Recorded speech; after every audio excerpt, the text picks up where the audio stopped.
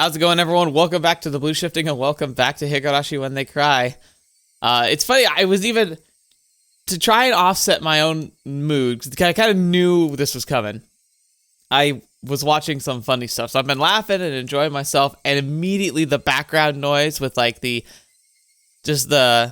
like that endless, it's like the endless staircase sound. I don't know if that's exactly what this is, but that's what always reminds me of, like an endless staircase. It's already got me on, I'm already on edge. This is going to be great. Cool. I get the feeling, and some of your comments implied that we'll be seeing this through to the end. I mean, it made sense too. Like the fact that I got the achievement that we hit all the tips means that we're pretty much heading to the end of this chapter. Now, normally I would say when I finish a game, I do a thing called a wrap party. That's where I essentially just kind of break down everything I thought about the game, the characters, the plot, and everything. Kind of a full-on spoiler, just review, impressions, and just my thoughts. But I'm not going to be doing that when we hit the end of this, because the fact that Higurashi When They Cry is broken up into chapters, I think what I want to do is just go through each of the chapters in the Higurashi arc and then do a wrap party for Higurashi as a whole. And then we can move on to Umineko after that and do the same thing there. But it means it'll be a while before we get full summary of the game, but I promise I'll make sure to make good notes and talk about everything properly. So, yeah, other than that, we're just going to see how this ends. Basically, my impression, I think I said this a few times in the comments of the last video, and I even mentioned it last episode, my kind of thoughts at this point are there's not a happy ending here. I think that we're going to either see Rena do something horrific to Keiichi. Probably he will die, or something, I don't know what would be worse, but he'll be spirited away, and to me that seems worse too. Ultimately it seems like the same thing. Or Keiichi's going to muster his courage and fight back, and he's going to have to do some serious harm to Rena, if not eliminate her, in his own self-defense. But how does he explain that? So even in the best case scenario, I'm pretty sure he's either going to go to I don't know if they have, I'm sure they have a juvenile detention center in Japan at this time, or a psychiatric ward, or something. Because it's sad to say that even with the evidence that would be surrounding this, who's going to actually believe that Rena just decided to try and kill him?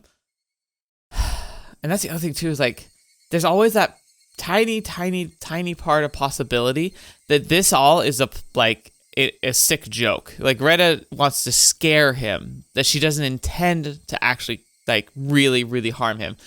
But that's offset by the fact that she beat her friends at her last school with a bat. I mean, if she had a hatchet then, they would have died. And she has a hatchet now. So, I don't think you can even pretend that this is somehow a game. This is just going to get bad. So, buckle up. I imagine it's going to be a brutal episode. And, yeah, we'll see what happens. We'll see who makes it through. Let's see who's on the other side, because it's really not looking like there's many other choices here, which is crazy. It's got all Lord of the Flies on us, hasn't it? But it's interesting, too, because Mion's not here, but she clearly is willing to, or at least she talks about as if she's willing to go, this far. Implying that she was considering killing the cop, and that she didn't just because she felt bad because he was just about to retire. And, now she regrets it. She might still try and take him out anyway. But it's just weird. And then Rika and Satoko, they don't seem super involved, even though they might know more than they're saying, but it's at least, they don't seem at least be complicit. So, I don't know. It's just weird. All right. Enough. I'm pushing away the inevitable. Let's just do it. All right. I sped even farther down the winding path. We're going to end up at the dam site, aren't we? I didn't even feel myself gasping for breath or my legs getting heavy. My body understood it as well. If I didn't run away from here, I wouldn't live. I could hear the laughter from the simulacrum of Rena coming from behind me. Now, this is interesting, too, because there's actually a part of people that does this. This is a defense mechanism. It's to start believing that those whom you feel wish you harm are no longer human.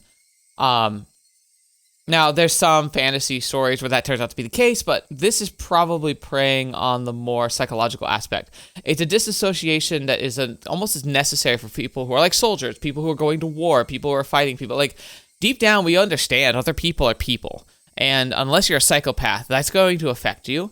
But one of the ways your brain tries to compartmentalize and save your psyche is to make it feel like when people are threatening your life or when they might be threatening your life, you start to see them as subhuman or non-human.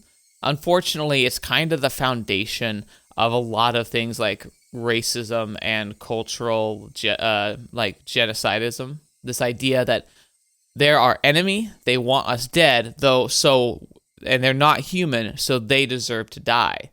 And it can infect people who have no reason to think that.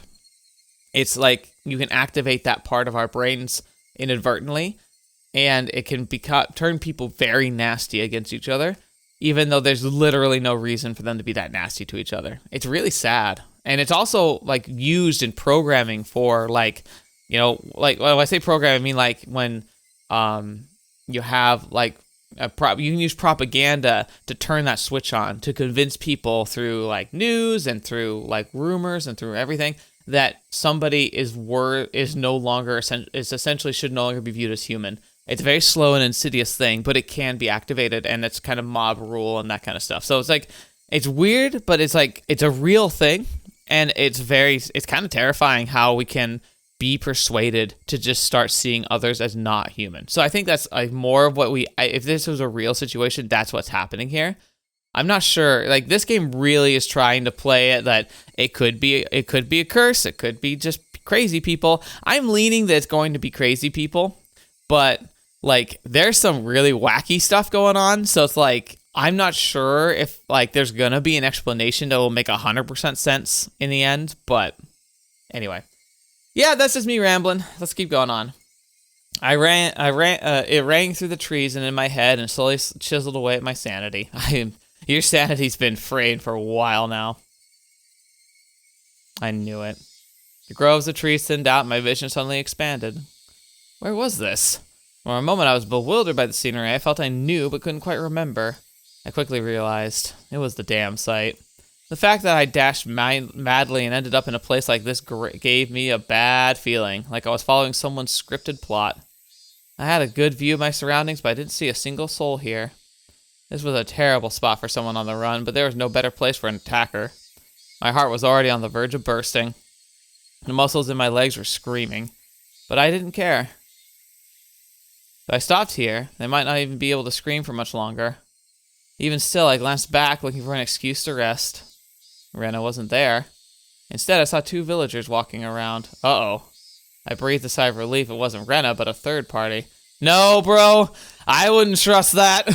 Except the voice inside me rang the alarm once again. Villagers walking around weren't suspicious in and of themselves, but it bothered me. They both wore rough-looking clothes. Empty-handed, they definitely gave the impression they were just out for a walk. But at this time of day, two adults wandering around without a purpose, it was enough to raise questions. Yeah, but more than anything else, those eyes. They weren't chit-chatting while walking, they were both silent, heading forward, looking in my direction. Was I at the end of my rope and finally starting to imagining things? No, these people might be scarier, because they're adults, but like, if they're part of the whole village thing, I should run away. See, this might be the manifestation of Mion. If Mion and her family, who are like very prominent in the community, are acting against Keiichi properly, like this is the form I would expect, and this is also like the car thing. It was probably the best choice. If they weren't involved, I'd lose them easily by running. If they were part of the group after me, then they'd come running after me. Either way, unless I hurried up, Rena would catch up with me. That's right, I was going to run. Deciding that the moment I began to turn tail, both of them rushed towards me as if they knew exactly what I was thinking. Great. Somewhere inside me, I jumped to the conclusion that Rena was the only thing I needed to be afraid of. I made the assumption I didn't need to fear anything else. But right now, I realized just how blatantly wrong I was. Suddenly, the story of Oishi-san told me about the demons all leaving the village to hunt prey floated through the back of my mind. I could tell they were both coming after me without even turning around because of their frantic first footsteps. It was frightening, being unable to shake Rena off as Sue slowly closed it on me, but this didn't even compare. Being pursued with such violent ferocity, this straightforward horror was unparalleled. One of the pursuers' arms grazed my shoulder. Now it wasn't just their frenzied footsteps, but also the distinct sounds of their breathing that I could hear. Okay. Well, this isn't gonna end well.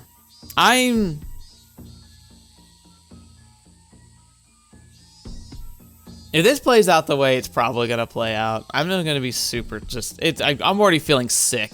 I'm feeling sick. Can you imagine being to be persuaded as an adult that you needed to eliminate a child? That they somehow posed a threat and legitimately needed to be obliterated in the middle of the woods away from their parents? Yeah, just sickening.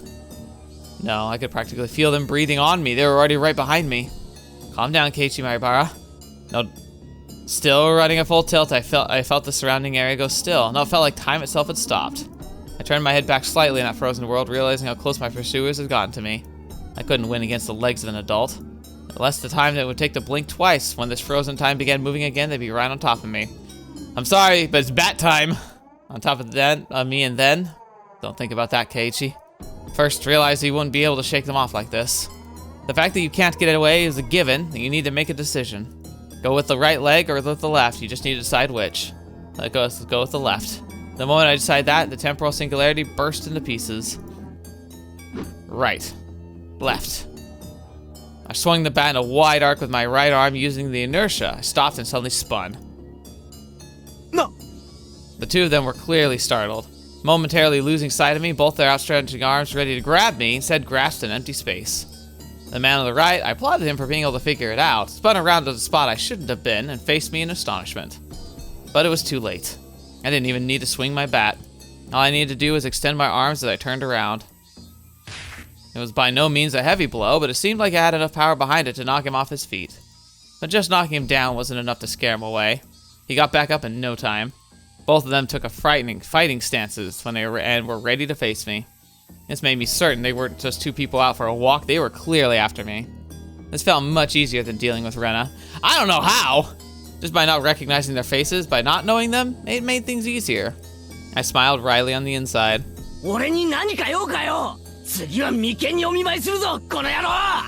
It's fine if it was just a bluff. By barking out at them, I was able to fire myself up. They didn't respond. They spread out to either side of me with unbelievably calm expressions on their faces. One of them would grab my bat and the other would hold me down. Was that their plan? Taking on both of them at once would be impossible. Hot sweat poured from every pore in my body. Then I'd have to settle with the first move. I step in and strike the first one down. Lowering my target down to the man on the right who had already been knocked down before, I stepped in and swung with all my might. There was no way for an unarmed person to guard against it. It would cause immense damage. You gotta remember though, you are a kid. Basically. If they blocked it with their arms, their bow would snap like a twig. If they turned their back to it, then it was possible the blow would travel all the way through their vital organ. It looked like he was aware of this. He pushed further through the kill zone between us and delivered a fist right to my gut. Not good. With this distance and the position in this state, there was no way for me to dodge it. The world flipped upside down. I understood I was being tossed around like a rag doll. I landed on the soft earth without a sound, feeling the grainy soil press against my face. It didn't hurt at all. But at that moment I thought that, I suddenly felt pain coming from abrasion on my skin, as well as the contents of my stomach being forced upward, flooding my mouth with a bitter sensation. I knew very well I didn't have time to relish this experience.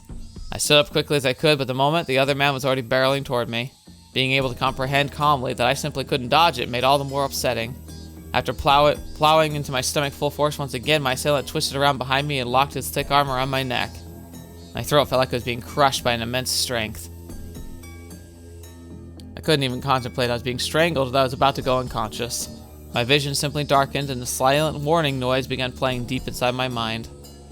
Now, the thing that I could see it being a twist is if we got saved by Rena of all people. It took everything I had to keep myself from blacking out. While this was happening, the other man was more than likely standing in front of me. I wasn't able to open my eyes, but I could feel that he was there. There was nothing I could do now. Unable to shake this arm off me, I couldn't run, I couldn't fight back. Dire straits. I couldn't even come up with a phrase that adequately described my situation.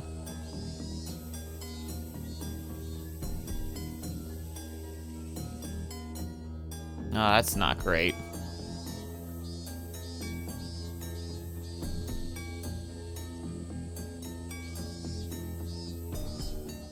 So...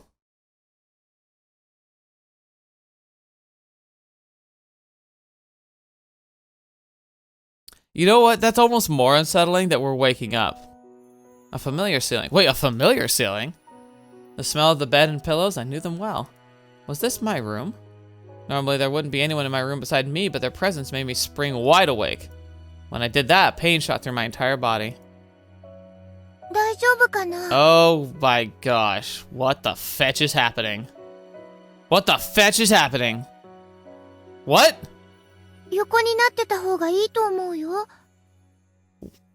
What? Why was Rena in my room? Blood began to surge through my muscles and capillaries. But Rena's smile belonged to the Rena I knew well.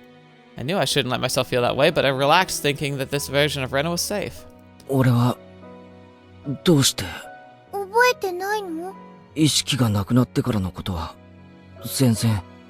body had become more lethargic than I could have ever imagined. I guess that would be the expected outcome after exerting everything I had back there. I tried at least to clear my head, but I just couldn't shake the sluggish feeling out of my mind. That sounds like drugs. Could be painkillers.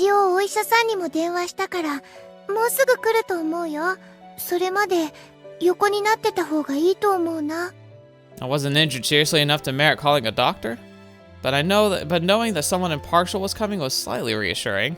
I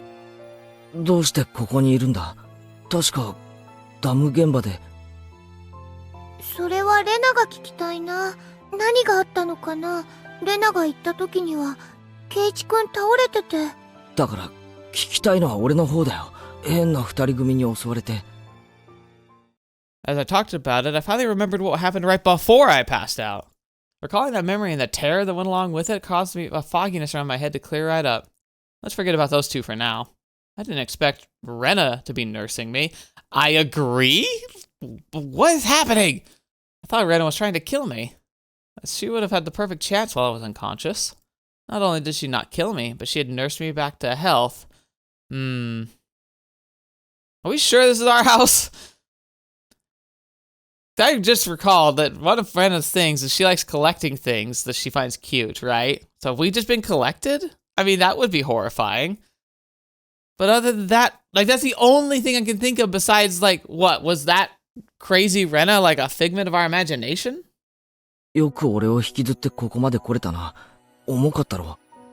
Looking at Rena's delicate frame, it was hard to believe she had not only got me back home, but even dragged me all the way up to the second floor. Did she have some help? Rena appeared a bit surprised, but she kept her smile.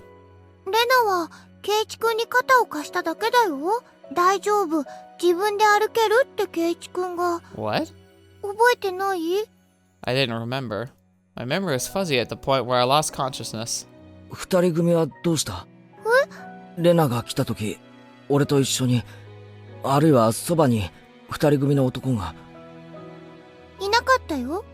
She said it bluntly. The way she stated it felt slightly unpleasant. Oh no. Were they eliminated? You know, I just had a thought. So what if they were police officers and they were there trying to, like, help us? Maybe they're gonna try and, like, put us in witness protection. Maybe that's where some of the people who transferred out actually were, is they went into witness protection. Not all of them, but some of them. And what if Oishi was, like, arranged for that and they were just officers meant to apprehend us, but when we were running from them and swinging our bat at them, they had to, like, retaliate, right? So they didn't kill us, but Rena finds them, or maybe Rena and some of the other villagers, and they see them as interfering. And so then they take them out. That would be... that, I could believe that. And then they could maybe Rena's gonna use this opportunity to kind of convince Keiichi to, like, chill out, maybe? I don't know. I was just too timid at the time. Might have been able to force some answers out of Rena. But if I did that, then this kind of Rena might transform to the scary Rena who I didn't know. Fearing that, I didn't press any farther. Thinking about it, it was the obvious choice. If both these men were there, I don't think Rena would have ever stood up a chance. I couldn't find a way to explain it unless I assumed she brought me here after those two were already gone. Rena was still smiling. Her eyes sparkled warmly. Yet, I felt like I was hallucinating when I saw something. Something akin to a shadow slowly creeping across her face. I don't actually see it, I hear the weird noise. That small omen sent shivers down my spine. While Rena was still Rena, I needed to make contact. I needed to contact Oishi-san. Rena stopped me while I tried to get out of bed. She said if I would aggravate my wounds, I should sleep. トイレに行きたいんだけどな。ごめん。 Rena couldn't say anything else. When Rena stayed in the room, I quickly went downstairs to get the phone receiver in the living room. When I approached the door, the doorbell rang. Ding dong. It must have been the doctor Rena had called. It was strange for a patient to be welcoming in the doctor who was making a house call. But it would be incredibly reassuring to have him here for the considerable time it would take Oishi-san to get here. I carelessly opened the door with that simple assumption and regretted it almost instantly. ミオン。あれ元気そうだね。倒れてたって言うから様子見に来たんだけど。 Oh boy. Yeah, this is quickly turning right back into the nightmare. なんで俺が倒れてたって知ってるんだよ。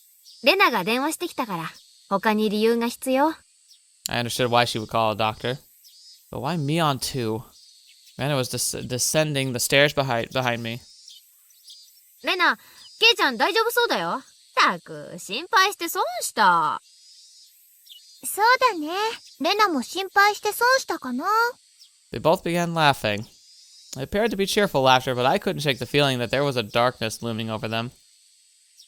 うわ、なにこの下駄箱。どうしてたの？ A shoe rack I'd smashed to pieces had been like that since yesterday. 転んでさ、その拍子に持ってたバットで叩いちゃったんだよ。持ち慣れないもん振り回してるからこういうことになるんだよ。 Kept the fact that it's none of her business to myself. I'm freaking out! でもこれじゃおばさまたちが帰ってきたらびっくりしちゃうね。後でレナが片付けておくね。さあ、ほらケイちゃん、重病人なんだからちゃんと寝てないとダメだよ。 Terminally ill. That sounds terrifying. さあさあ、お布団に戻った。 Both of them urged me up the stairs. I had no chance to call Oishi-san. I was pushed into my bed, and it was the first time Mion had been in my room. She began searching around it intently. She fiddled around in my room and was scolded by Rena. You can imagine how it went. It was uncomfortable having my room poked around, but the conversation was so benign it was heartwarming. During that innocent conversation, Mion said something as though it was perfectly ordinary. レナ、監督には電話した？ Who's the director? うん。みーちゃんに電話した後すぐにね。すぐ来るって言ってたよ。 Director? That out-of-place word gave me a bad feeling. Rena called a doctor, and I called Mion, and after that she called a director. Who is this director? Since Rena and Mion's conversation was so peaceful, it only felt slightly odd. 二人とも何の話をしてるんだよ。監督ってなんだよ。ケイちゃん知んないの？監督って言ったら監督だよ。映画の監督とか。Sure. This is gonna turn horrible real quick. Let's have a nice moment where they pretend they like us. 工事現場の監督とか。Oh no.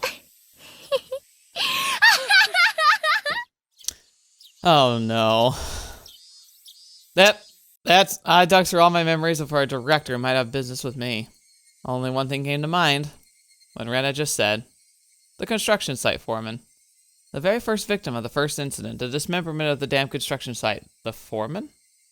But that was strange. He was supposed to be dead. There was no way they could call him. お前らが何の話をしてるのかわからないよ。その監督が俺と何か関係あるのか？来るって言ったけど、うちに来るのか？ I asked one obvious question after another, but all the two of them did was smile coolly at each other. There was a huge difference between how the two of them appeared and how my suspicions were playing out. Slowly, I felt discomfort and panic welling up inside me. I couldn't understand what Rena and Mion were talking about. I still don't understand, though. Like, if they do still intend to harm him, why bring him home and treat him nice? Like, what's the point? Are they just playing with him? ケイちゃん、最近は野球に凝ってるんだよね、監督。それ聞いたら喜ぶと思うな。だから、監督って誰だよ。監督は監督さんだよ。だから、監督って誰だよ。Mion's is scary. They're both their laughs are scary, but Mion's is scary. Rena and Mion looked at each other and laughed haughtily. That disturbing cackle unpleasantly resounded around me. That laugh, long enough to be unsettling, ended abruptly. そうだ、監督が来る前に済ませとくかな。ケイちゃん、覚えてるかい？ Her face was laughing, but Mion's eyes told a different story. 覚えてるって何をだよ。ケイチくん忘れちゃったのかな。罰ゲームなんだよ。罰ゲームなんだよ。忘れちゃったのかな。おはぎの宿題。どれがレナの作ったおはぎかを当てる宿題。あれ、確か宿題忘れだったよね。Oh boy. I certainly did have that homework. And I had thrown it away the rest of the mochi after I found the sewing needle. So I wasn't able to answer which one Rena made. Penalty for that? Why now?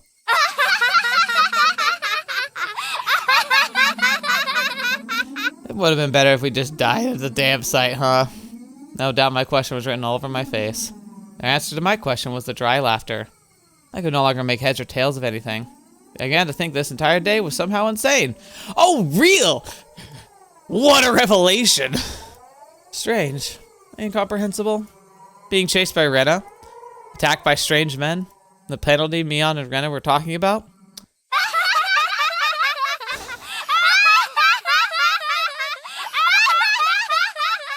I didn't want to sleep ever again. I didn't want to sleep. Who wants to sleep? Who needs sleep? What are these two laughing at? It didn't take that long for me to realize I'd been dragged into an abnormal situation. Who were these two? Who are these people? Who were these doppelgangers of Rena and Mion? Oh, hello. Hello, scary Rena. Rena had gotten behind me at some point. Why was she pinning my arms behind my back? 何の真似だよ。動かないでね。罰ゲームだから。My body was already very sluggish, and Rena pinning my arms made it that much harder to move. I seriously tried to struggle, but she wouldn't even budge. My panic began to well up, and I realized this is well beyond the realm of jokes and pleasantries. This freakish monstrous strength, it wouldn't have been possible for the Rena I knew. Then these thin, frail arms grasped me firmly. Whose arms were they? ケイちゃん、抵抗しちゃダメだよ。快速大。何錠でもいいや。罰ゲームに抵抗しちゃダメなんだからさ。Mion. No, that thing that looked like Mion spoke to me like how Mion would speak to me. But I was certain that this was not Mion. Someone who wasn't Mion, someone who was just pretending to be Mion. 監督が来る前に済まさないとね。Oh no. Mion fleshed in her pocket and pulled out something bizarre. I could tell it was what it was just by looking at it, but for such a thing to be in her pocket, my mind wouldn't accept it. What is this? なんだよ。それ。It was a small syringe. Oh no. It was small, clear syringe, the kind of doctor might use if you went to them with a high fever. Rena held it me even tighter, and I could hear the clattering laughter that no longer sounded like laughter blaring into my ears. That eerie laughter wasn't something that Rena and I could ever produce from her. The Rena I knew could ever produce from her own throat. Oh, why is it so bad? Oh, this thing that was pretending to be Rena, was this their real laugh? Unable to defend myself, the syringe Mion was holding drew closer, and the needle tip was waved in front of my face countless times. 大丈夫大丈夫。痛くないから痛くないから。何をする気だよ。これは一体何の真似だよ。ケイちゃん、何言ってんだか分かってんでしょ。何が？俺には何が何やらさっぱりわからねえよ。知ってるくせに今さらかまととぶられてもな。わけのわからないことを言って俺を煙に巻くのはやめろ。富武さんと同じ目に遭ってもらう。Yeah, so I thought. The same as Tomitaka-san. I didn't really understand what she meant. What did she have to do with the syringe? ケイチ君、とぼけてるね。うすうすは気づいてたくせに。Rena whispered into my ear, laughing as if to admonish me. But even the way she spoke was repulsive beyond compare. Playing dumb? Me? About what? What do you mean, the same as Tomitaka-san? みんな初めはひき逃げされたものだと思っていました。ですが、意識を確かめるために近づいた警官はすぐに異常に気づきました。喉がね。ナイフとか？爪でした。Nails. Nails as in fingernails. With those gouged through? That's right. Tomitake-san had clawed out his own throat with his own nails and died. There's no way someone could die like that. So then for that to happen... 薬物を疑いましたが、そういう類のものは検出できませんでした。That's right. The police didn't find any drugs in Tomitake-san's system. 警察は富武さんの遺体から薬物は検出できなかったって言ったぞ。The two of them laughed together with a sickening laughter. Of course they'd laugh. To assume such medicine didn't exist just because the police didn't know about it was completely foolish. Meaning the drug that caused Tomitake-san to die in such a bizarre manner did exist? If Mion injected this into me, then that would probably be all the proof I needed. That would basically mean I'd end up the same as Tomitake-san. Become hysterical, scratching at my throat in my last moments, then die. For such an outrageous drug to exist, for Mion to be holding it, and that I was about to be injected with it, at that moment I did not feel there was any need whatsoever to question it. What kind of idiot was he trying to dodge a ball flying straight for his face? He has time to think of a reason as to why it's flying at him? 観念しなって。んじゃ。Mion's actions lacked any gravitas that made it even more terrifying. Yeah, for her, it's just a game. That's the thing that's terrifying about this. Life and death for Mion seems to be just a game. And that's why, like, it just makes sense in their minds. Like, it's like like she says, the club rules. There was none of the ceremony like when someone is sentenced to death. There was no hesitation at all, as if she was brushing her teeth. Mion reached out with one hand and grabbed onto my chest. It felt like electricity had run through the back of my hand. The entire world had gone dark. Did I stand up too fast? Or did someone hit me really hard in the back of the head? Having lost my sense of balance, I was assaulted by a wave of dizziness. Please miss. Somehow miss. That would be amazing.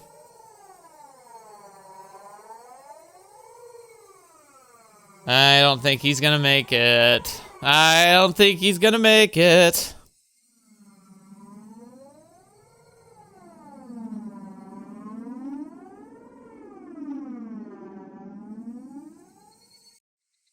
I squatted down for a bit. When I came back to my senses, my entire room had changed drastically. The numbness in my head was gone, and slowly I could tell blood was flowing to my extremities again. How long had I been squatting here? How many minutes? Or has it been hours? It was almost as if the hands on the clock had stopped moving the entire time my eyes were closed. That's how little time had passed. Really? The air in the room wasn't filled with madness from before, only a dull silence. Rena wasn't there pinning my arms, and Mion was there about to inject me with a needle. No way. Could it be? All of it? Was a hallucination? There was no other presence in my room besides my own. It was the weirdest experience I'd ever had. I was certainly with Rena and Mion. Doubted my sanity for a moment, but I was also seized with some sort of comfort. Guess that terrible ordeal was a hallucination. Oh boy, would that be nice! Neither Rena nor Mion. They wouldn't ever do something so terrible. My head grew hot. I could tell my emotions were welling up. Why? That wasn't a reason to cry. Why? It was sorrow. Why was I sad? I didn't understand. I don't understand. Kind to everyone, not discriminating against age or gender. Mion. That Mion was sprawled by the window in an unnatural pose. Oh. Uh-oh. Oh, no. Are we going down the, like, he's going to be blamed for insanity route? Oh, no. Blood stained her a deep red from head down to her chest. The bright crimson smear on the wall that splatter had undoubtedly come from Mion. She always had that bright smile, was kind from me the day I transferred. Rena. That same Rena was slumped at my feet, was making a same pool of blood as Mion. What the fetch? What? Couldn't comprehend what had happened. Did someone come to save me? Then they beat these two down with this metal bat? I finally noticed the weight in my right hand. How long had it been there? Oh no. It was Satoshi's metal bat. Oh. So they injected him with the drug and it makes you go mad, right? But he maybe because he'd been practicing with the bat, in his like fit of insanity, he grabbed the bat and just started swinging it, and he just absolutely destroyed them. And so he didn't destroy himself. Because remember, the key for Toмотake-san's attack was that he was being attacked, like being beaten, and like it made him go crazy, and he like attacked, and he like that's what made him go mad. But if instead they weren't prepared properly for that, and they instead just instigated a rage, essentially like he went berserk. Oh my gosh. Oh. It was covered in a deep red. There was no doubt this was the weapon used to mutilate both of them. And I was holding that weapon. It was the only person in the house.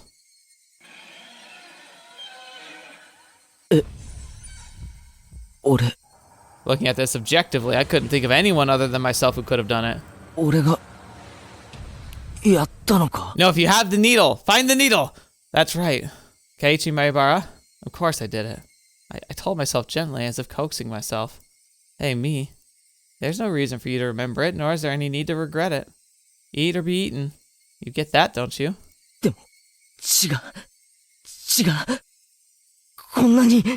Neither Rena nor Mion had moved an inch. It wasn't just a split forehead or trickle of blood, nothing that simple. The entire room was splattered with red, and that told me it didn't end well. It'd end with just 2 or 3 strikes. The depths of my mind were calm, but on the surface I was panicking and agitated. Calm down, Keiichi Maibara. What happened to your usual calm self? Come on now. Do you like you always do? Throw your head back and take a deep breath. Come on. Once. Twice. Breathe deeply. Calm down. Calm down.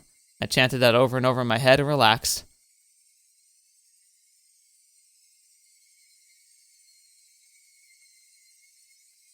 Color came back to my vision, and smell reinfused the air.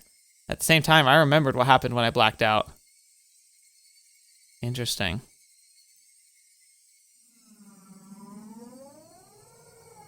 Rena and Mion had attacked me. They were about to inject me with whatever caused the same symptoms as Toмотake-san. But right before this happened, I fought back. Twisted my whole body and threw Rena as she was pinning my arms. Then I followed through with my spin and ran my foot as hard as I could into Mion's torso. It was soft. Rena tried jumping on me, so I tackled her as hard as I could and slammed her against the wall. Didn't let that brief moment of having them off balance slip by. Satoshi's bat was left carelessly by my side of my desk. So he wasn't even injected. All weep. At that moment, everything went pitch black. There was nothing recorded past that point, the videotape in my mind. No, that wasn't right. It wasn't that there was nothing recorded. It was recorded just fine. Just the other me inside myself had told me not to look and had turned off the TV. Because the screen had gone black, I couldn't see it. Didn't mean the videotape within me hadn't recorded it. The TV was just off. The video was still playing. The tape within me, creaking along, still playing. The other end of that pitch black scene, that horrifying video, was still playing on. Dang. Compared to this, though, the scene right before my eyes, was still so difficult to take in. There was blood splattered everywhere on the walls, the two of them in these unnatural poses. Not a sign of movement from them. Couldn't even tell if they were breathing. No matter what circumstances were, my friends, these girls, I had attacked them. Maybe even killed them. But if I hadn't done this, I would have been the one done for. Balancing out that imaginary scale felt odd as I felt to be bad about it. Even if it was a bit excessive, it was justifiable self-defense. That's true, but you gotta talk to people. So I would immediately find the needle, the proof that they were gonna do something to you, and you call the police, and you turn yourself in. That's the only options you have. The proof was all here. Two of them collapsed here in Mion's syringe. Mion's syringe filled with unknown drug would certainly solve the mystery surrounding the incidents of Tomataka-san. And from the fact that both of them two were involved, they'd be able to pick out the criminals one after the other. Still, I might be suspected for this, but that was just fine. Anyway, now this should be a police affair. This wouldn't fade into darkness like Rena's past incidents. As long as the police were involved, that should bring this to a close. They'll probably revisit the investigation on the chain of incidents. Oishi-san would definitely get to the bottom of it. Call him, meaning my wish of not wanting to die, of wanting to know the truth, that would be fulfilled with its most basic form. It was all a matter of time now. The doctor Rena called should be getting here soon. I'll confess everything to him. I need to contact Oishi-san. No, don't confess. The doctor's probably in on it. At that moment, I remembered. Beside the doctor, a director had been called. It was easy to imagine they were simply somebody deeply involved in the incidents, judging from Rena and Mion's conversation. The ache in my chest caused by a gruesome deed I'd done dissipated rapidly. It was not over yet. This place was no longer safe. Stay calm, Keiichi Maribara. It's not over yet. I need to live long enough to tell the police of this incident. At that moment, I felt like I heard someone's voice from outside. Since people were speaking, it must mean there was more than one person. I moved to the curtain ever so slightly and peered outside. It was a bizarre sight. About 4 or 5 grown men were all gathered at the gate. They very much resembled the 2 men who had assaulted me at the dam site today. Those 2 might even be among them. There was one person there wearing a white coat, but he didn't look like a doctor at all. My gut told me he was in disguise, only posing as a doctor. That guy would probably ring the bell, get me to open the front door. Pretend to be a doctor to get me to open the door, then the rest of them would all rush into at once. At that moment, I saw a car parked behind the men and my heart nearly skipped a beat. The white van! Fetch me! No mistaking it. The van, the other that tried to run me down. The man in the white coat entered the gate and headed toward the front door. The rest of the men hid in the bushes and watched him. I probably couldn't pretend that I wasn't home. Undoubtedly, they'd just break the window and enter. I needed to get out of here somehow. Then use a public phone to contact Oishi-san. Then meet up somewhere. First of all, I needed a weapon. Then shoes. But before all that, there was one thing I had to do. I had no intention of dying. I'd live and reveal the truth about the nonsensical curse of Oyashiro-sama. But what would happen from here on, regardless of how determined I was, may bring about my demise. And that was why there was one thing more important than getting out of here right now. I needed to get that clock out quickly and take down the note hidden behind it. Dang it. The tape was sticking to it fast. It'd be fine if it was torn a little. I opened a slightly torn note and began writing another passage with a ballpoint pen. If I wasn't able to inform Oishi-san, then the only thing I could rely on was this note. I'd never thought a piece of torn, college-ruled notebook paper could be this reliable before. I had no time. I'd only written what I knew right now. I needed to leave some sort of information that would lead them to uncover the truth. Rena and Mion are conspirators of the perpetrators. This was an undeniable fact. I still didn't want to believe it, but it was a fact. Anyway, I'd leave all the information that would help lead them to finding the perpetrators. There are 4 or 5 adults, maybe more. They have a white van. This was everything I was able to see from the window. There may be more. Also, there was an unidentified person known as the director. To begin with, the term director didn't even mesh well with Hinamizawa at all. If they were going to include directors from the past incidents, they're only one of the construction foremen, the victim from the first murder. The very first victim in the chain of incidents. Killed in the lynching, his body divided into 6 pieces. His right arm was never discovered. The police should have confirmed that death. But Rena and Mion did both call him director. They said director. They wouldn't use that term to refer to someone who was dead. The police would never even conceive that someone would be deceased could be involved. Could that be some sort of oversight? I didn't know. But even if I didn't know, it couldn't be a big hit for Oishi-san. That's right. They needed to start fresh from the first incident. It wasn't just a simple dismemberment, but the start of this string of mysterious deaths that would follow. So then, there must be something hidden there. Please reinvestigate the victim from the dismemberment incident. He's alive. His death should have been established after an autopsy. Logically, you would think as much. But was that really the case? Could it have been some sort of ploy that they were able to deceive the police with? You know how they couldn't find the last perpetrator? Maybe the last perpetrator was actually the victim. I shouldn't jump to conclusions, but he may still be alive. I had no time to ponder that right now. Oh yeah, there's something even more important I needed to write. Tomitaka-san's death was from an unknown drug. That's right. That drug, it was an irreplaceable piece of evidence. No doubt, just by having this, everything would be uncovered. I couldn't just leave the vital clue lying on the floor. The syringe is proof. Writing that down, I stuck the syringe on the back of the clock with plenty of tape, so it absolutely would not slip out and fall to the floor. Firmly, firmly! Ding dong. The bell rang. They were here. I couldn't write any more, but even still, there was one last thing I had to write. I have no idea why it has become like this. This may be the closest thing to the truth out of everything I wrote on this note. If you are reading this, and I am probably already dead, though you may or may not find my body. If I was going to write out everything that could happen, either dying from the curse or being demoned away, you who are reading this, please uncover the truth. That is my only desire. With this, my last will and testament was complete. It wasn't certain I was going to die, but it was my final plea, just in case. I folded the note, stuck behind the clock, and returned the clock back to its usual spot. Couldn't help but pray. Oishi-san, if something happens to me, I leave the rest to you. After that, I gazed down silently at Rena and Mion. This was probably the last time we'd ever see each other. Rena, Mion. 俺、みんなのこと、本当に友達だと思ってたんだぜ。But why did it end up like this? I never had any fun in my previous school. I only worried about standardized test scores. About the school I hoped to get into was where I really wanted to go, or a safety net. That was all I talked about. It was a dull life. People I called friends were also my rivals in studying and competitions and personal records and standardized test scores.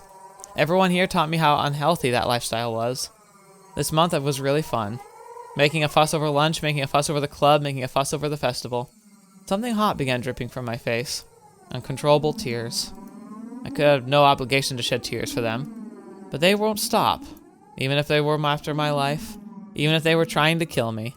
Everything that happened this month, I wouldn't forget it. Or could it be these happy days were all a facade as well? Was it all a trap, meticulously orchestrated up until today to ensnare me? Could it have been that I had been arbitrarily assumed that they were my friends? That couldn't have been the case. Both Rena and Mion, they really were my friends. Those happy days, there was nothing fake or unclear about them. Someone probably forced them to try to kill me. Or their minds were taken over, possessed by the supernatural entity known as Oyashiro-sama. Regardless, both Rena and Mion, they were my best friends ever.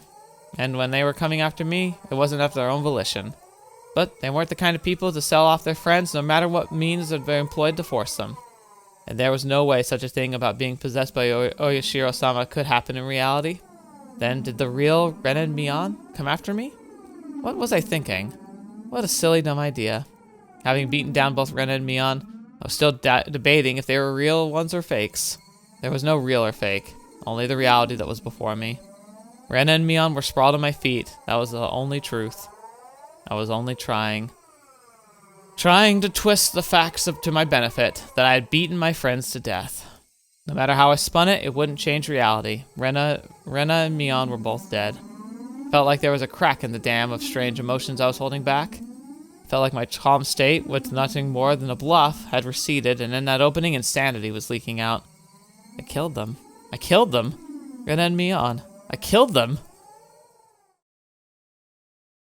The doorbell rang again. The unrelenting echo pulled me back into a state of composure once again. I didn't have a moment to spare. Quickly, I needed to get away. I didn't want to die. I would uncover everything after that. The identity of whomever or whatever had pushed me this far. Even if I had to drink the mud and eat grass, I would survive. I would survive. I would definitely survive. I killed Rena for that very reason. I also killed Mion. I went that far just to keep on living. So I can't die. For my sake and for the sake of the late Rena and Mion, I have to survive. They might not be dead. It pretty sounds like they are, but they technically might not. I ran towards the door and grabbed my shoes. The doorbell rang again as if to urge me on. Behind the single solitary door, they were there. Keeping quiet, I headed towards the kitchen. Headed towards the back door. Before opening the back door, I put my ear to it and checked for people outside. No one? After I put on my shoes, I opened the door slowly as to not make a sound. いたぞ裏口だ A piercing voice echoed out. That voice stabbed through me, sending my hair on end. I had to run. Get out of here, Keiichi. I don't think he's gonna make it. One after the other, I felt stuff like rational and intellect, those things you use when you have no time to spare, spill out of me. I didn't feel any pain from the branches scratching my arms or forehead. My autonomous, pulsing heart also felt neither fatigue nor pain. My entire being just wished to live. There was nothing else it desired. It probably had no complaints whatsoever. So of course I wouldn't feel fatigue. I just ran. Just recklessly rushing in the direction I was already heading. Even if nobody was chasing after me, I'd still be running like this. There wasn't a thought in my mind about where I was headed. Turning around, I felt a presence right next to me. That presence was, without a doubt, chasing me like a shadow. If I took even one misstep, I'd be devoured. That's what I thought. So I didn't turn around. I didn't stop. I ran. At full speed.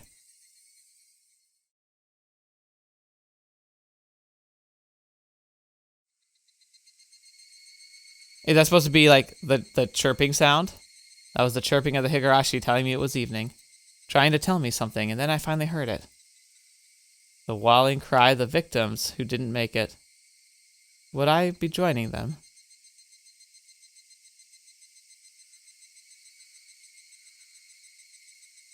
Only the Higurashi knew. They knew everything. They definitely knew.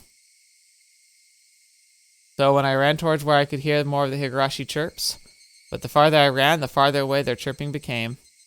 I couldn't get near them. Why are you running away? Was it my fault? Was I the one to blame? Then I'll apologize. I'm sorry. I'm sorry. I'm sorry. I'm sorry.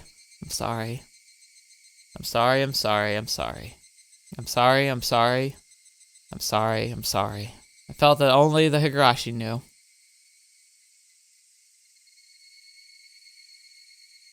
Please, please get to the police.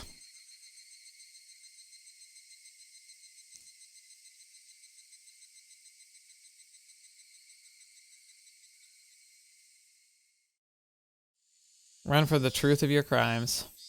Chased by Shouwa. The smoking room was filled with a cloud of cigarette smoke.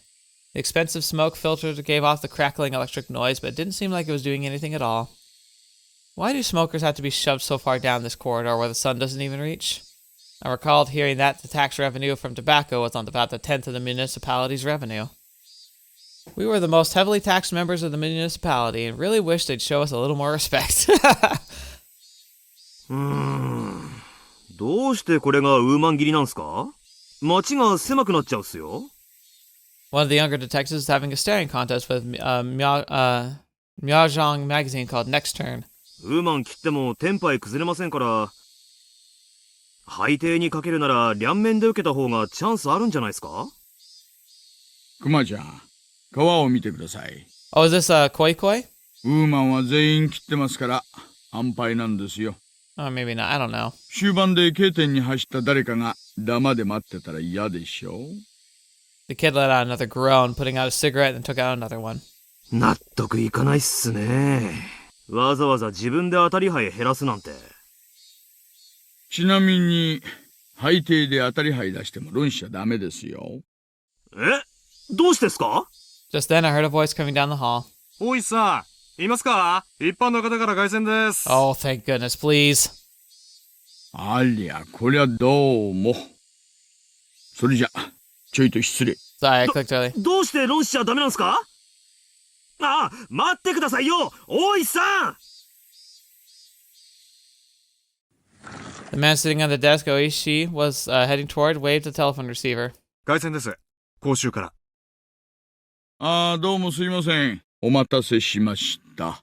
もしもし大石さんですかもしもし前原さんじゃありませんか。どうもどうも、こんにちは。For the tone of Maibara-kun's voice, I already knew he was in a predicament. This was the first time Maibara-kun had phoned me, and he was calling from a payphone. 落ち着いてください。何がありました？ His voice was erratic over the line, and he completely lost his sense of composure. After checking nobody else could hear, I prompted him in a hushed tone. 何があったんです？落ち着いて前原さん。今そこに近場の警官を行かせます。私もすぐそっちに行きますよ。多分、無理です。 His voice was quivering and hoarse. He wasn't surrounded by people even as he was making this call, was he? 前原さんは今、公衆電話からかけてますよね。どこの公衆電話ですか？ There was no other sound beside Maibara-kun's voice. I had to be a phone booth. I scratched out a note and thrust at my colleague sitting across from me. Hinamizawa phone booth. He understood quickly and hastily started on the internal lines. 落ち着いて、前原さん。今、どういう状況なんです？ It was the best practice to avoid flustering someone's panicking, but this was an urgent case. Maibara-kun didn't just get in trouble, get away, and then call me. He was in the midst of something dangerous right now. But yelling at Maibara-kun right now would needlessly cause him to be even more frantic. Maibara-kun wasn't just calling to seek help. He was trying to tell us something more than that. And whatever that was, if it didn't get from this call, it was certain there would never be another chance. My colleague pushed a note in front of me. There's only one booth in Hinamizawa. A patrol car's on the way. 5 minutes. かかりすぎです。ケイラには何人乗ってます？2人です。 Not enough. If it were as I imagined, there are likely quite a few people surrounding Maibara-kun. 5 minutes was too long. 南沢の駐在さんには電話しました。定時巡回の時間です。家人は留守で連絡不能。Dang it. そう。クマちゃん、車を回してください。了解っす。 Come on. もしもし、おじさん。 Oh no. もしもし、大丈夫です。ちゃんと聞こえてますよ。There was something wrong with Maibara-kun. That wasn't a normal coughing sound. Vomiting? Or was it blood? Had he already been attacked? Was he injured? 前原さん、今そこに警官が向かってます。2、3分で到着しますからなんとか持ちこたえてください。もしもし、聞こえてますか？前原さん。I could hear the other end of the line when he was having a coughing fit. The worst possible situation popped into my head. 前原さん、犯人は誰です？何人なんです？俺も、最初は人間が犯人なんだと思います。 I couldn't tell if that was a cough or vomiting. 大丈夫ですか？前原さん。犯人は人間なんだって。お社様のたたりなんかないんだって。ついさっきまで。Uh-oh. What? だけど、やっぱり。 There was an intense bout of coughing, then vomiting. でも、やっぱり、お社様ってのは。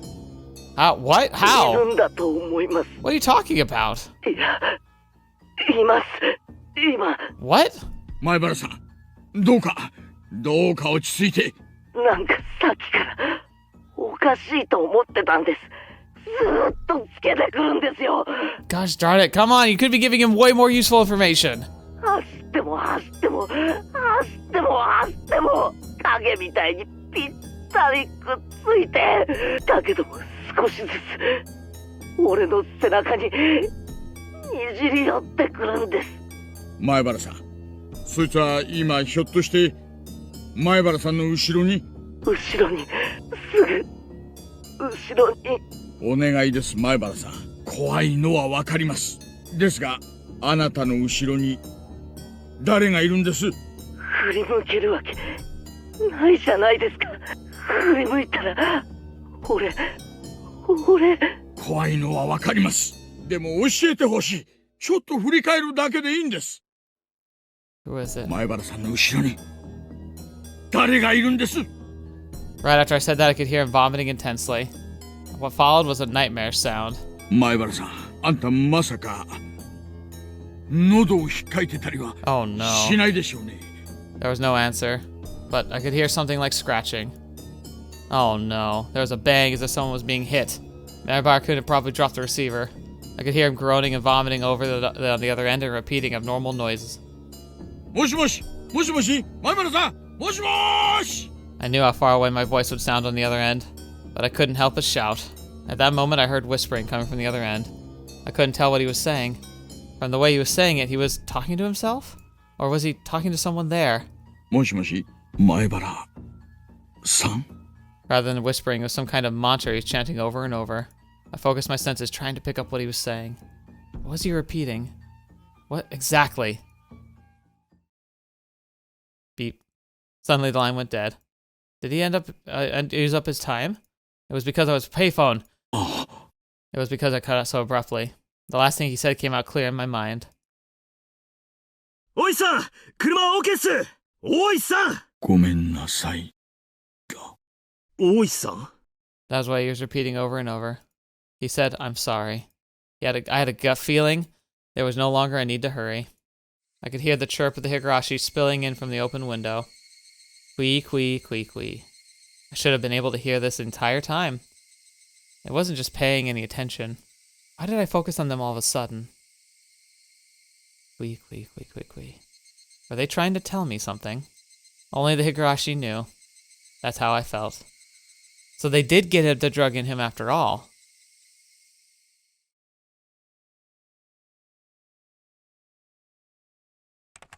June 1983. In Hinamizawa, a remote village near Shishibone City, there was a murder involving 2 female students.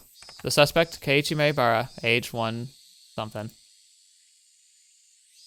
The suspect called over his 2 female classmates, Rena Ryugu, Mion's Sonozaki, to his house and beat them to death with a metal bat. The scene of the crime was the suspect's room on the 2nd floor of his house. The inside of the room was covered with a significant quantity of splattered blood. There were signs of a struggle with the victims. In addition to the scene of the crime, the entryway, living room, and kitchen all had traces of a struggle. At the entryway, the shoe rack and wall had evidence of being impacted by strong blunt force. It's believed to have been the same bat as the murder weapon. Having no trace of blood, it's believed the destruction occurred before the murders. There's a possibility the suspect overpowered his victims and kept them from fleeing. God, so twisted! In the living room, the rug had been pulled back and thrown aside. It's hard to believe this had connection with the struggle with the victims, and thus the reason for it remains unknown. In the kitchen, the garbage bag was torn apart, its contents spread about on the floor. Garbage was strewn around the surrounding area. Handprints believed to belong to the suspect were discovered. It's believed the suspect had for some reason taken the garbage and struck it with his fists. The reason for this remains unknown. In addition, there was a note stuck to the fridge. The words, "Was there a needle?" written on it. The meaning behind this remains unclear. Just in case, the garbage was searched, but the needle was not discovered. The garbage door was functional and had been left open ever since the suspect moved in. The garage door was found closed. The suspect's fingerprints were discovered on the garage door. The reason behind this remains unknown. The suspect fled from the scene of the crime. However, a patrolling officer, Hinamizawa local PD, found the suspect collapsed inside a phone booth. At the time of discovery, the suspect was unconscious and in critical condition. He was rushed to the local hospital for treatment, but did not regain consciousness and died 24 hours later. Dang it! The result of the autopsy indicated an immense cause of death had been hypovolemic shock. It was determined that the suspect had clawed his own throat with his fingernails, and the resulting bleeding caused his death. With a similarity to the death of Tomitaka-san the prior week, the police believed there to be a connection and have opened an investigation. However, due to the wishes of the local authorities, it will be a confidential investigation. Due to the abnormal nature of his death, it was suspected that drugs were involved, but with Tomitaka-san, no traces were discovered. What prompted all this remains inexplicable. As such, the case is being treated as an act of committed on impulse. Gosh darn it! They're gonna get away with it! However, with several accounts of suspected bizarre behavior leading up to the incident, it's possible this was premeditated. Separated from his group of friends, isolated and inexplicable behavior. Several days before the incident, the suspect began carrying around a metal bat. The suspect was observed displaying aggressive behavior as well as talking to himself at school. His classmates have actually heard portions of what he was saying. 2 days before the incident, the suspect declared to his parents the possibility of his death. Due to these circumstances, the police have begun an investigation on the possibility the crime was not committed on impulse, but was instead planned several days in advance. Afterwards, a note was found in the suspect's room that he'd written himself. The note was written on 2 sheets from the B5 college ruled notebook that each had been torn in half, as if trying to conceal it. It was stuck behind the clock on the wall. Contents were written in the appendix. The police believed it to be strongly related to the incident. The police changed their line of investigation based on the possibility the suspect was involved in some sort of incident himself. However, no further clues were found, casting doubt on the credibility of the note. Wait, where is the syringe? Was the crime impulsive or premeditated? With the situation unclear, no further developments, the case had been labeled as unresolved. However, the following year, suspicions arose regarding the nature of the note. The note was not written on 2 halves of B5 paper from 2 separate sheets, but was originally a single sheet of B5 paper. In order to erase several lines from the middle, someone had torn them out. Oh. Judging from the size of the letters, the missing section is estimated to be 2 or 3 lines. It's highly probable the person who eliminated the lines in question is not the suspect. In addition, judging from the traces of large quantities of cellophane tape being stuck to the back of the clock, speculation that something other than the note was stuck there has arisen. The person who first discovered the crime was detective rumored to have connection with the incident. Kurarudo Oishi. He underwent voluntary questioning but denies involvement in any damages to the note. The suspect note. I, Keiichi Maribara, am in fear for my life. I do not know why they're after my life. The only thing I do know is that it has to do with Oishi-sama's curse. Rena and Mion are conspirators of the perpetrators. There are 4 or 5 adults, maybe more. They have a white van. This is all the first sheet. The section below has thus been ripped out. This is from the second sheet. The section above has been ripped out. I have no idea why it's become like this. If you are reading this, then I'm probably already dead. Though you may or may not find my body. You who are reading this, please uncover the truth. That's my only desire. Keiichi Maribara. Dang. So why take the syringe and take out the part about the syringe but leave everything else? Like, what would you gain from that? And is Oishi involved somehow? A new scenario has been unlocked. All cast review sessions have become available. To play it, select extra on the title menu, then play the all cast review section. Let's take a peek at that, I guess. Please uncover the truth. Dang. Is that like supposed to be a meta response to us though? It's like, we should try and uncover the truth. Let's take a peek at the extra thing real fast. All cast review session. Is just gonna be presenting slides of the characters. はい。日暮らしの泣く頃に水、鬼隠しをプレイされた皆さん、お疲れ様でした。You're terrifying evil. いかがだったでしょうか。ちょっぴりでも楽しんでもらえたらとっても嬉しいです。ちょっぴりも何も。あんなすごいバッドエンドで終わられたらプンプンでございますことよ。Yeah. Also, like, they just died. They're all just dead. Rena, Mion, and Keiichi. They're just dead. プンプンなのです。今回の鬼隠しは全体の謎に挑む人たちが最初に通るお話。Okay. だから実質上のプロローグの位置づけなんだって。It's a prologue. You just killed half the cast of being people. そのプロローグがこんな凄まじいバッドエンドでございますの？でもそういうのってあるじゃん。この最悪のバッドエンドを回避するためにプレイヤーさんが物語を模索していくのがこの作品の醍醐味だし。Oh, so are the other chapters alternate versions of events, maybe? Like this is not just a chapter, but it's actually like an ending. It's like a bad ending. So maybe the other chapters eventually kind of replay the events, but if things played out a little differently. まだ始まったばかりですよ。僕は次のお話が楽しみなのです。 So am I. これからどんな話が待ち受けてるんだろう。レナは聞いてる？She says her voice actor just said yeah, but the line says they said the next chapter introduce another aspect of the story. 他のシナリオにはどんな展開があるんですの？ What does it mean? 今回の鬼隠しではHinamizawaで近年起こった連続開始事件が紹介されたでしょ？ Right. 例えばみーちゃんのシナリオではHinamizawaの古い歴史なんかが紹介されるんだって。So maybe it's gonna be like a prelude. 異常事態の連続ですっかり分かんなくなっちゃったけど、お社様のたたりってどういうものなのか。I think it's the people. いや、そもそもお社様って何なのかあまり説明なかったからね。よくは聞いてないんだけど、でもなんか嫌な予感。またしてもたたられそうな嫌な物語です。ケイちゃんも大変だね。今度はどんなたたりにやられるやら。でもどんなお話になるのか楽しみでございますわね。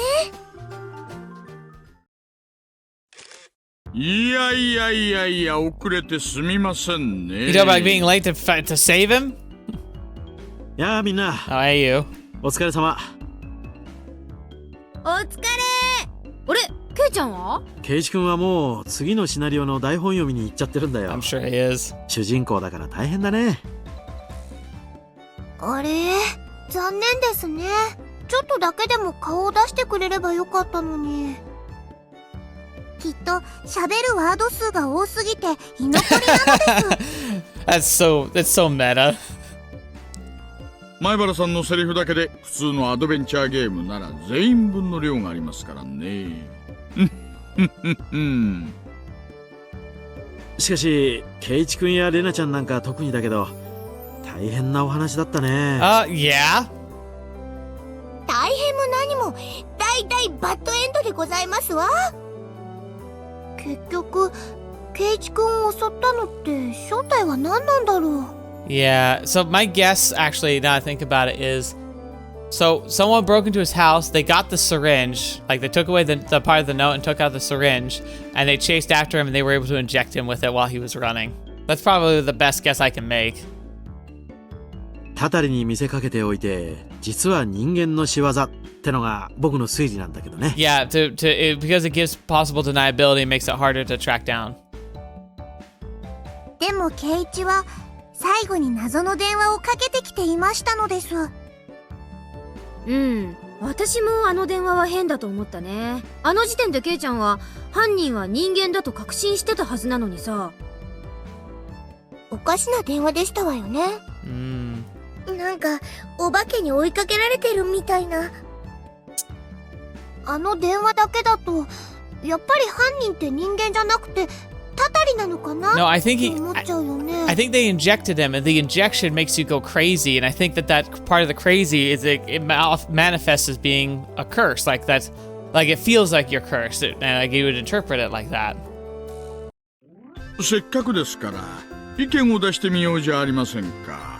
じゃあ園崎さん。This is though it's an interesting way to end this game, especially because it feels so upbeat and happy. 私は絶対に人間説。I agree with Mion. Hinamizawaの怪しい昔語りかなんかになぞらえて誰かが起こしてる人為的事件だと思うね。Yeah, exactly. And I'm guessing that like the poison, whatever that poison is, it's like a local thing, like maybe a type of mushroom that grows only in the mountains near Hinamizawa. You know, that type of thing. That's why the police wouldn't have a record of it. 確かに毎年お祭りの日になると起こる連続開始事件なんて怪しいもんね。その連続開始っていうのも何かの昔語りの再現なんだよきっと。私はたたりだと思いましたよ。玄関で圭一さんが暴れたシーンとかラストの電話のシーンとかを見れば人間が犯人では説明がつきませんもの。 No, but they could be explained by a person being pushed to their breaking point. そういえばそうだよね。とても人間の仕業とは思えないシーンだったし。僕はそれでも人間が犯人だと思うね。あの玄関やラストのシーンは追い詰められた圭一君の被害意識からの妄想じゃないかって思う。 Exactly. 難しい言葉を使われてもわかりませんわ。つまり怖がりの圭一が見た幻だと言ってるのです。じゃああのシーンの正体は圭一さんの後ろにいた謎の気配は何なんですの？ It's paranoia. 引っ掛けだよ、引っ掛け。Yeah. みーちゃん、引っ掛けってどういう意味？ It's a false flag. It's meant to sow doubt into your own conceptions. 富武のおじさまが言うようにさ、あのシーンは追い詰められたケイちゃんの被害妄想のシーンなんだよ。それを濃密に書くことでプレイヤーにたたりだと思わせようとする演出なんだよ。だから引っ掛けってわけ。それを言われるとでもまあそういう可能性もあるってことだよ。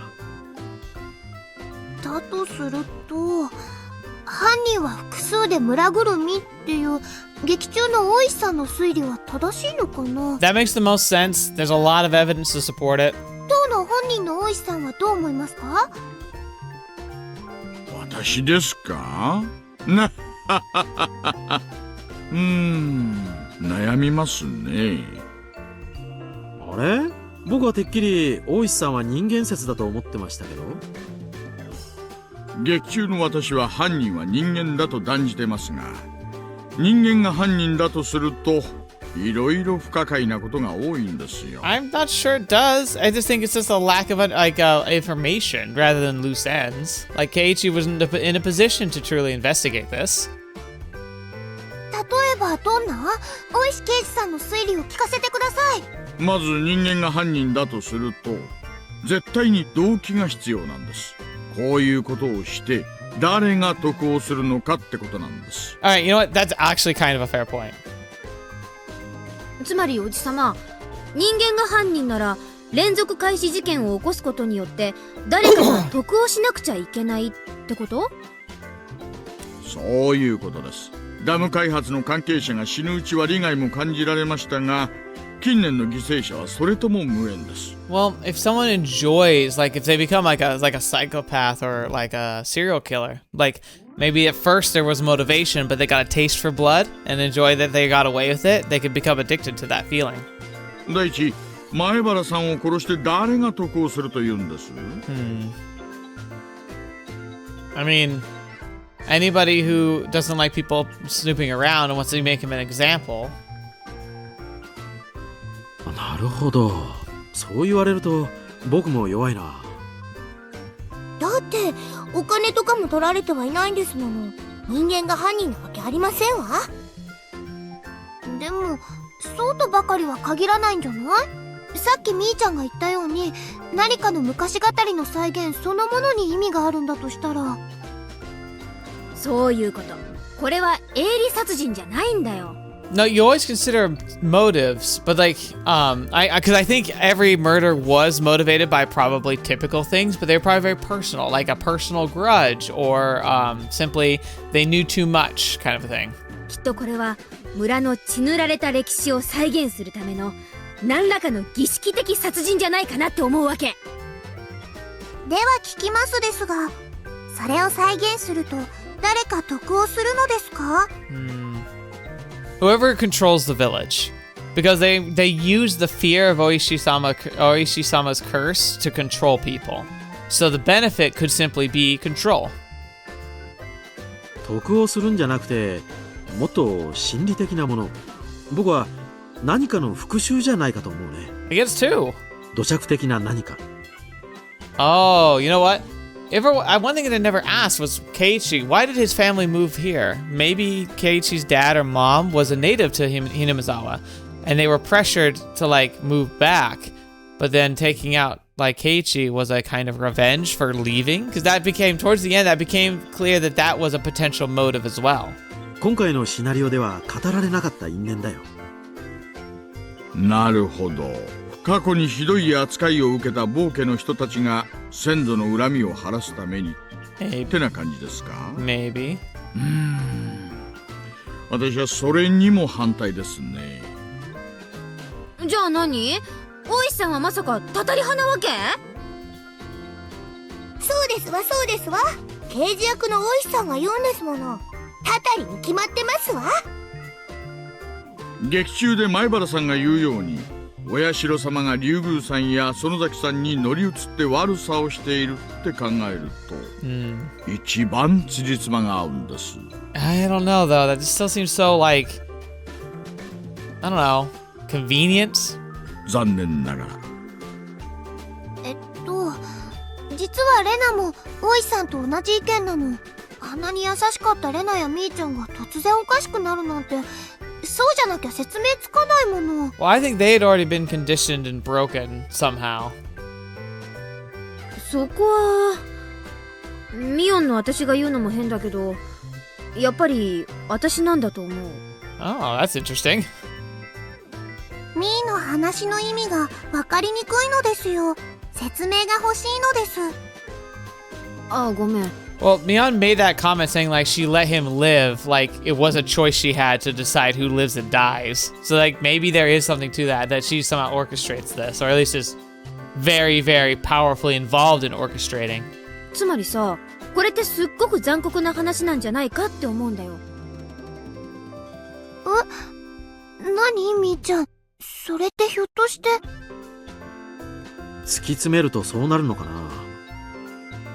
僕もちょっと疑ってる。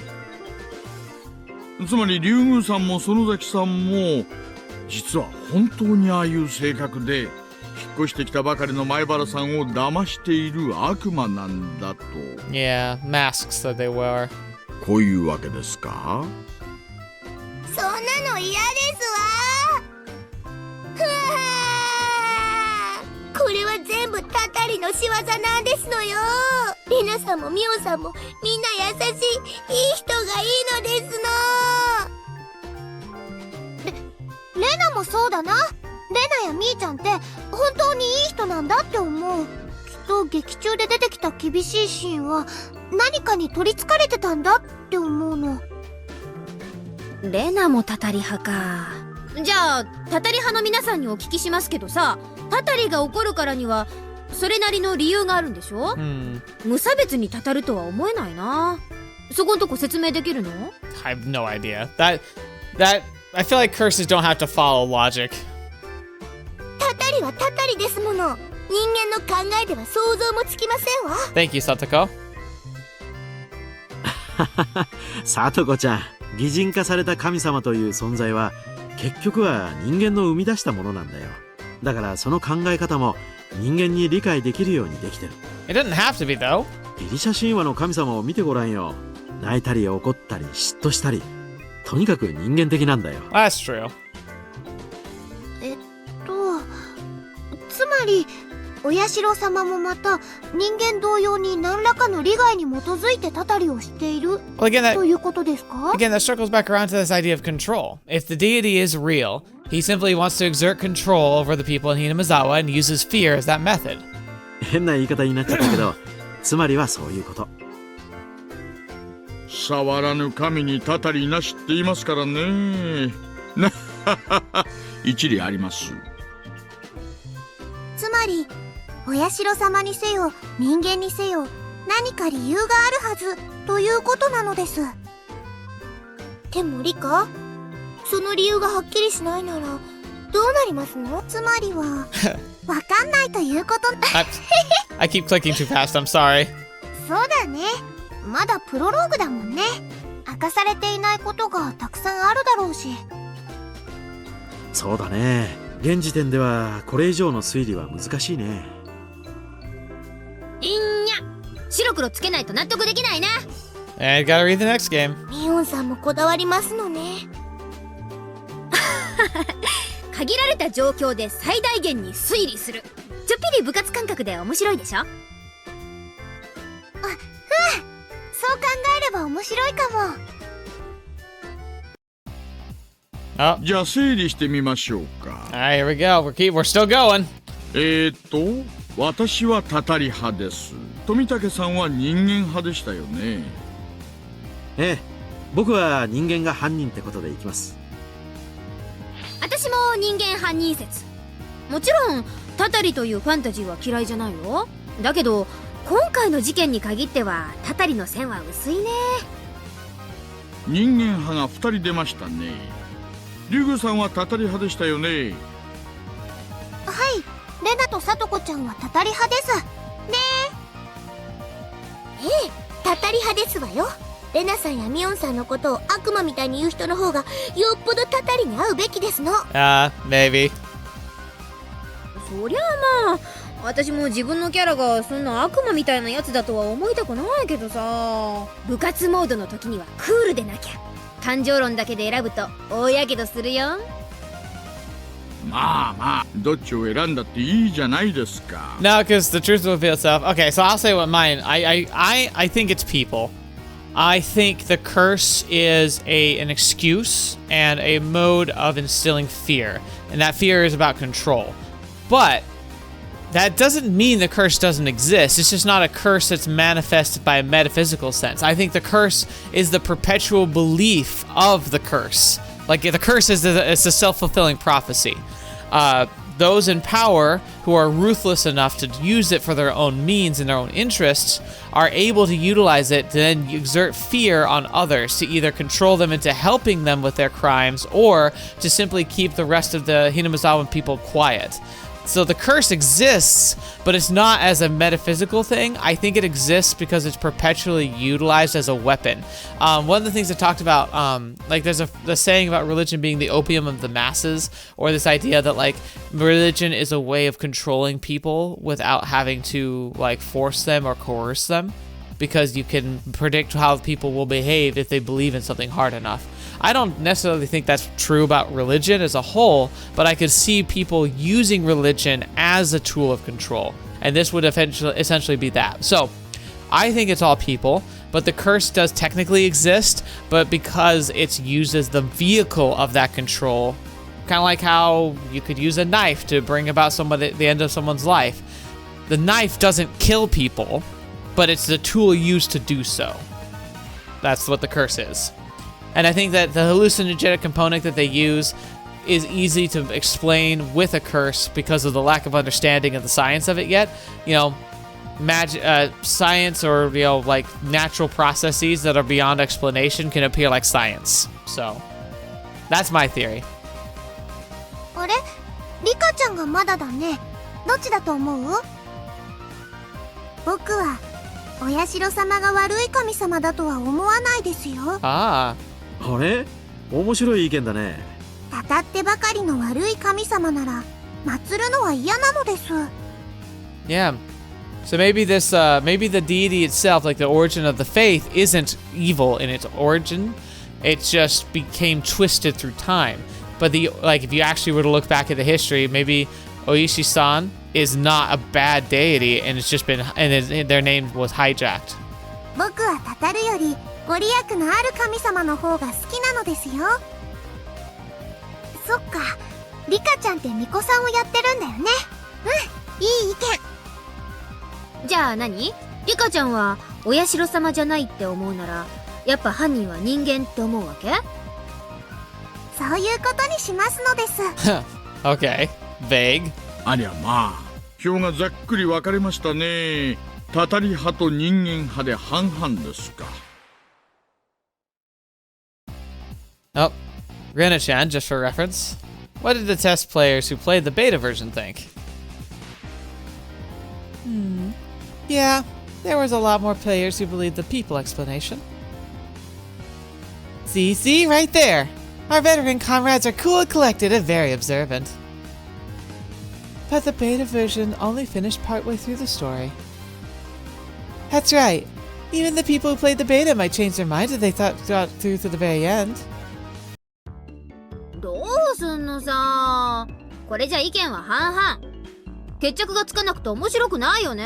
Just gotta play the next part. 裁判官が奇数なのはつまりそういうことだからね。Oh, that's supposed to be the play. That's a clever way for the writers to invite us to make a theory. あと一人意見が欲しいな。ならちょうどいいかな。ケイチ君本人に聞いてみない？ Oh. 電話で。たたり殺された本人の意見は貴重ですよ。そうと決まれば早速電話ですわ。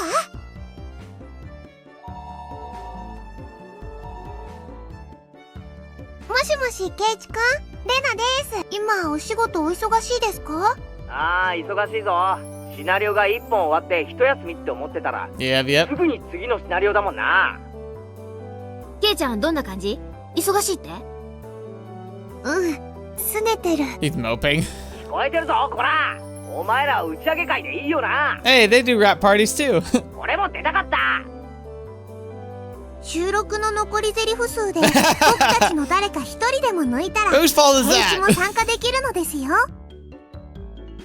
リカ、あの量でそれは不可能ですわ。あ、それでごめんね、ケイチ君。今回のシナリオでね、ケイチ君、死んじゃったじゃない？犯人は誰だろうねってそういう話をしてるの。つまりさ、ケイちゃんを殺したのは人間かお社様のたたりかってことで意見が分かれちゃってるのよ。本当にごめんね。台本読みで忙しいところ、ケイチ君はどっちだと思うかな？そんなの決まってんじゃないか。どっち？どっちなんてもんじゃねえよ。Both of them? 村の怪しげな奴らに狙われて、さらにお社様とかいう怪しいのにたたられて、人間もたたりも全部これは何かの嫌がらせか。 What a great Keiichi answer. かわいそかわいそです。今度頭をなでなでしてあげますですよ。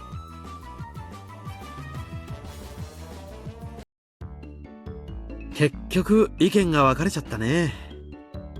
私ももう一度考え直してみます。見落としがあるかもしれませんので。それでは引き続き日暮らしの泣く頃に水をお楽しみくださいね。 Watanagashi. Alright. Well, there we go. I think that's truly the end of chapter 1. Dang. What a crazy adventure that was.